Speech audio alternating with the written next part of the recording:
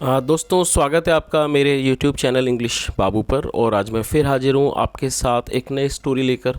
और दोस्तों आज की जो स्टोरी है ये विक्रम बेताल की सीरीज़ से ली गई है। बहुत ही इंटरेस्टिंग स्टोरी है, सुनकर आपको बहुत मज़ा आएगा।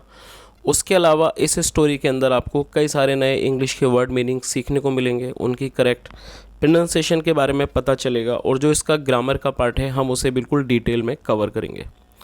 तो चलिए दोस्तों आज की इस कहानी को हम शुरू करते हैं और सबसे पहले कहानी का टाइटल देखते हैं। कहानी का टाइटल है the visor of the to. क्या मतलब हुआ? द वाइज़र, वाइज़र का मतलब होता है ज़्यादा समझदार। तो इस लाइन का क्या मतलब हुआ? The visor of the two, मतलब दोनों में से ज़्यादा समझदार। तो दोस्तों ये आज की इस कहानी का टाइटल है, शीर्षक है। और अब मैं इसे पढ़ना शुरू करता हूँ। आपसे रिक्वेस्ट है आप इसे बिल्कुल ध्यान से सुने ताकि आप इसे बिल्कुल अच्छे से समझ सकें। तो चलिए इसको शुरू करते हैं। Long ago, there were two very gifted brothers in the service of King Aprajit.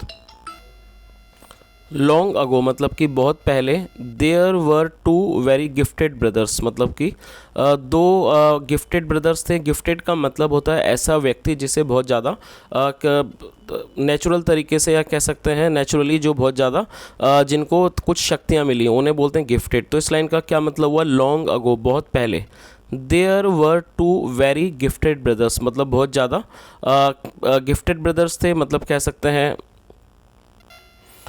कुछ शक्तियाँ प्राप्त भाई थे। In the service of King Aprajit, राजा अपराजित के सेवा में। The elder of the two brothers had the ability to look at people and जज देयर कैरेक्टर एंड इंटेंशंस। क्या मतलब हुआ?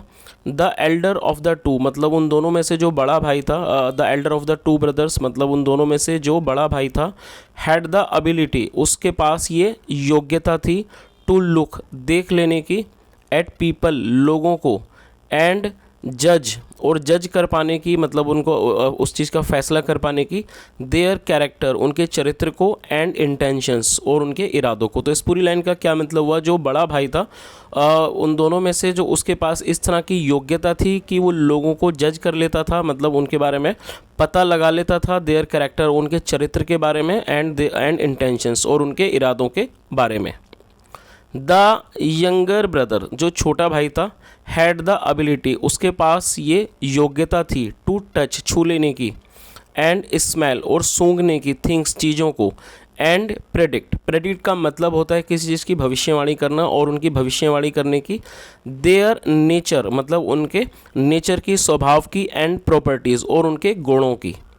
तो इस पूरी लाइन का क्या मतलब हुआ कि जो छोटा भाई था उसके पास इस तरह की योग्यता थी कि वो छूकर और सूंघकर वो भविष्यवाणी कर देता था उनके स्वभाव की, और मतलब चीज़ों के स्वभाव की और उनके गुणों की। The king never decided on anything जो राजा था उसने कभी भी किसी चीज़ का निर्णय नहीं लिया, बिफोर कंसल्टिंग दैम उनसे विचार विमर्श किए बिना। चलिए आगे देखिए। वन डे एक दिन, आ नेबरिंग किंग मतलब एक पड़ोसी राजा, अप्रोच्ड हिम अप्रोच करने का मतलब होता है किसी के पास जाना, उस वह उसके पास एक जो है नेबरिंग जो पड़ोसी राजा था उसने उसे अप्रोच किया मतलब उसके पास आया, विद एन ऑफर एक ऑफर के साथ मतलब एक प्रस्ताव के साथ, ऑफ फ्रेंडशिप दोस्ती के। तो इस पूरी लाइन का क्या मतलब हुआ कि एक दिन जो पड़ोसी राजा था वह उसके पास आया मित्रता के प्रस्ताव के साथ। किंग अपराजित जो किंग अपराजित थे, डिसाइडेड उन्होंने फैसला किया, टू वेरीफाई, वेरीफाई का मतलब होता है सत्यापित करना, उस चीज़ को सत्यापित करना, हिज नेबर्स इंटेंशंस अपने पड़ोसी के इरादों का। तो इस पूरी लाइन का क्या मतलब हुआ कि जो राजा अपराजित थे उन्होंने फैसला किया कि वो सत्यापित करेंगे हिज नेबर्स इंटेंशंस अपने पड़ोसी के, जो पड़ोसी है उसके इरादों को। He called both the brothers उन्होंने दोनों भाइयों को बुलाया, एंड सेंट दैम और उन्हें भेजा, एज एनवॉइज, एनवॉइज का मतलब होता है राजदूत, राजदूत के तौर पर भेजा, टू द नेबरिंग किंग पड़ोसी राजा के पास। तो इसका क्या मतलब हुआ कि राजा ने उन दोनों भाइयों को बुलाया और उन्हें पड़ोसी राजा के पास अपने राजदूत के रूप में भेजा। चलिए आगे देखिए। व्हेन दे रिटर्न्ड जब वे लौटे, they said to the king, उन्होंने राजा से कहा, ओ किंग अपराजित, मतलब कि राजा Aparajit, your foe is a great king. Foe का मतलब होता है दुश्मन, जो आपका दुश्मन है, इज़ ए ग्रेट किंग, वो एक महान राजा है। बट लेकिन वी फील, हमें लगता है, he is jealous of you, वह आपसे जलता है, या कह सकते हैं वह आपसे ईर्ष्या करता है। हियरिंग दैम, उनकी बात सुनने के बाद, द किंग डिसाइडेड, राजा ने फैसला किया, टू प्रोसीड, आगे बढ़ने का, with accepting the neighbours order, और उन्होंने क्या ऑफर, और उन्होंने क्या डिसाइड किया, निर्णय किया कि वो आगे बढ़ेंगे विद एक्सेप्ट मतलब स्वीकार कर कर, द नेबर्स ऑफर्स, पड़ोसी के प्रस्ताव को, ऑफ फ्रेंडशिप, दोस्ती के, विद कॉशन, सावधानी से। तो इस पूरी लाइन का क्या मतलब हुआ कि राजा ने इस चीज़ का फैसला किया कि वो मतलब कि आगे बढ़ेंगे, मतलब अपने डिसीजन के साथ आगे बढ़ेंगे, और वो स्वीकार करेंगे जो पड़ोसी राजा का जो मित्रता का ऑफ़र है, जो प्रस्ताव है उसके साथ, लेकिन एक सावधानी के साथ। चलिए आगे देखिए। आफ्टर मैनी डेज, कई दिनों के बाद, हिज नेबर, उनका जो पड़ोसी, हिज नेबर इन्वाइटेड हिम, उनके पड़ोसी ने उन्हें इनवाइट किया, मतलब कि निमंत्रित किया, फॉर ए बैंकेट, बैंकेट का मतलब होता है भोज या फिर दावत। तो उस पूरी लाइन का क्या मतलब हुआ कि कई दिनों के बाद उनके पड़ोसी ने उन्हें एक भोज के लिए, एक दावत के लिए निमंत्रित किया। किंग अपराजित went with the two brothers, जो राजा अपराजित थे वो उन दोनों भाइयों के साथ गए। आफ्टर अ ग्रैंड बैंकेट, मतलब एक बहुत बड़ी, एक क्या कह सकते हैं, एक विशाल दावत के बाद, विशाल भोज के बाद, the king was just going to lie down, जो राजा थे बस वो लेटने वाले थे, सो मतलब कि लेटने जा रहे थे, डाउन टू रेस्ट, आराम करने के लिए, वैन, जब, the elder of the brothers, जब उन दोनों भाइयों में से जो बड़ा था, स्टॉप्ड हिम, उसने उन्हें रोका, बाय सेइंग, ये कहकर, आई थिंक, मुझे लगता है, दैट पिल्लो इज़ डेंजरस, कि वो जो तकिया है वो क्या है, वो ख़तरनाक है, डेंजरस है। The king asked the younger brother, जो राजा थे उन्होंने छोटे भाई से पूछा, द रीज़न, मतलब इस कारण को, वाई, क्यों, वैन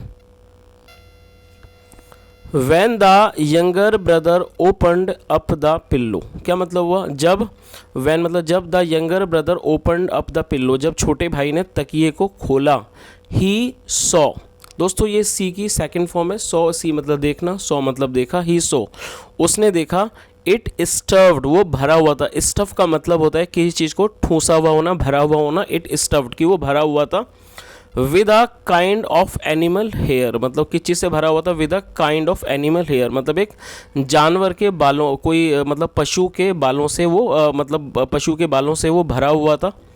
वैन, जब, ही स्मेल्ट, जब उसने उसे सूंघा, it, when he smelt it, जब उसने उसे सूंघा, ही अग्रीड, वह सहमत हो गया या वह राज़ी हो गया, विद हिज ब्रदर, अपने भाई के साथ, वह अपने भाई के साथ सहमत हो गया। ही सैड, उसने कहा, ओ किंग, राजा मतलब कि राजा, if you lie down on this pillow, उसने क्या कहा, if you lie down on this pillow, यदि आप इस तकिए पर लेटते हैं, the hair will pierce your skin, pierce का मतलब होता है घुस जाना, तो क्या मतलब हुआ, the hair will pierce your skin, जो हेयर है, जो बाल है, वो आपके त्वचा में, स्किन में घुस जाएगा।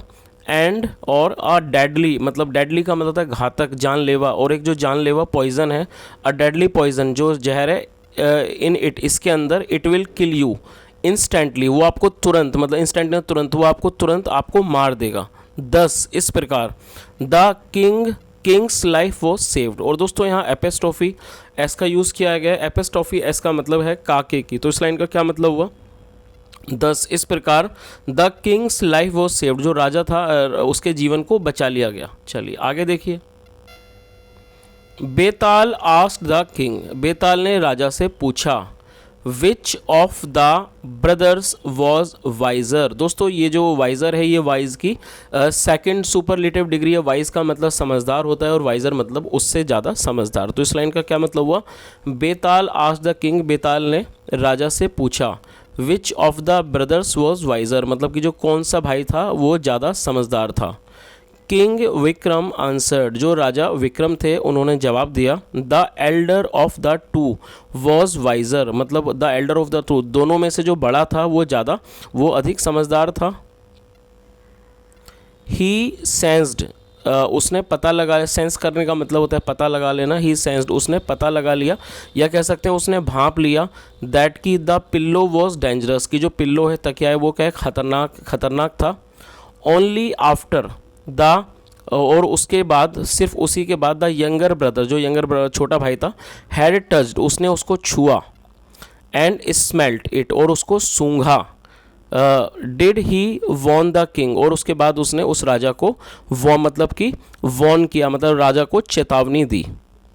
द एल्डर ब्रदर्स एडवाइस, दोस्तों यहाँ भी एपिस्ट्रोफी ऐसे इसका मतलब का की, तो क्या मतलब हुआ, the Elder brothers advice was timely, जो बड़े भाई की जो एडवाइस थी, सलाह थी या सुझाव था, वॉज टाइमली, वो समय पर था। टाइमली का मतलब होता है कि चीज़ का समय पर होना।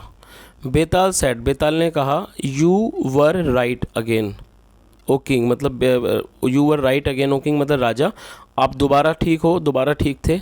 If only you did not answer, कि यदि आपने जवाब नहीं दिया होता, you could have taken me with you, आप मुझे अपने साथ ले जा सकते थे।